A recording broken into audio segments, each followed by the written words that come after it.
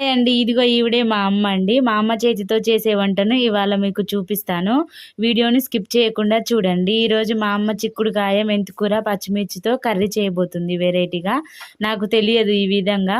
మెంతికూర, చిక్కుడుకాయ కలిపి వండడం ఇదే ఫస్ట్ టైం చూస్తున్నా. మా అమ్మ బాగుంటుందని వండుతుంది. మీకు తెలుసా ఈ ప్రాసెస్? తెలిస్తే కమెంట్ చేయండి. ముందుగా పొయ్యి మీద గిన్నె పెట్టుకొని నూనె పోసుకొని వేడి అయ్యాక పోపు దినుసులు వేసుకోవాలి. అందులోనే పచ్చిమిర్చి వేసుకొని బాగా కలుపుకోవాలి. మంచిగా వేగాక ఆనియన్స్ వేసుకోవాలి. నేను ఇక్కడ ఆనియన్స్ వేసేది చూపించడం లేదు, ఎందుకంటే నేను పచ్చిమిర్చి వేసేలోపు టైం పడుతుందని ముఖం కడుక్కోవడానికి వెళ్ళాను. నేను వచ్చేలోపే ఆనియన్స్ వేసి కలుపుతుంది మా అమ్మ. మా అమ్మకి ఇష్టం లేదు వీడియో తీయడం. నేను బాలేను, మళ్ళీ పొయ్యి మీద వంట వండి సెల్లులో పెడితే అందరు చూస్తే ఏమనుకుంటారు అని అంటుంది.